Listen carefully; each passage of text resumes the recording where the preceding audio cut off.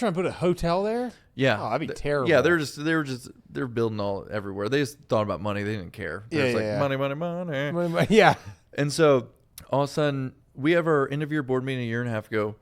We raised $2 million for the year. Best year ever. Before that, it was like 1.3. Before that, it was like 800,000. Like, we legitimately have been growing pretty rapidly, building the team, right? But we also serve way more veterans each year. Yeah. And we're coming off that. And I'm like, okay, Nashville's growing too fast. We need to own a place. And I want a 24-hour art center anyway, so we could help veterans all the time. And there's this church I really love. I told them in the board meeting, I said, there's this church I've been wanting, I've been researching, I've been looking at, but I don't know if it'll be for sale, and we probably can't afford it. But I want the board to know I'm going to start looking for a place for us to live, not rent. And they said, go. And so that Tuesday, that was a Saturday board meeting. Tuesday, there was a for sale sign on the church.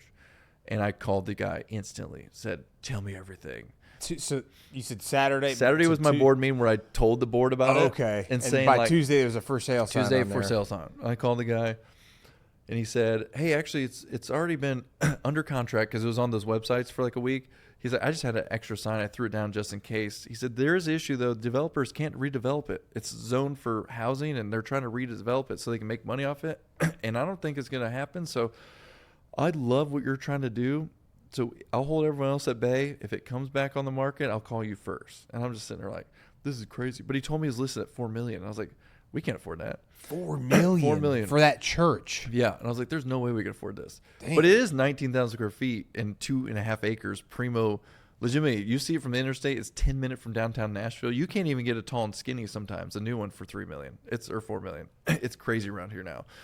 And so I'm like, if this comes in my court, ball comes in my court anyways, I can't afford it. I don't know what I'm doing. But I still kept following that, like, I'm supposed to be here thing. Yeah. Friday rolls around. Guy calls me, says, hey, ball's in your court. He's like, it's open. I was like, oh my gosh. I don't know how we're going to pay now for I this. have to actually do this. I have to try for it. So I said, screw it. I need to see inside of it because I haven't seen inside of it. It's been abandoned since 2017. It could be a crap hole. And so I say, okay, let's meet tomorrow if you can. And he said, cool, I can't do mornings. Let's meet at 4 p.m. This is important to the story too because at 1:45 p.m. I get to Vince Gill and Amy Grant's house. This is part of my life now. I didn't know anybody in Nashville. Vince Gill and Amy Grant. I'm going to their house to get my chiropractor treatment on. Rusty Cross, who you met, who I raved about, is Vince Gill and Amy Grant's chiropractor. And they're kind enough to let me go to their house to get adjusted, which happens to be like 11 minutes from the church.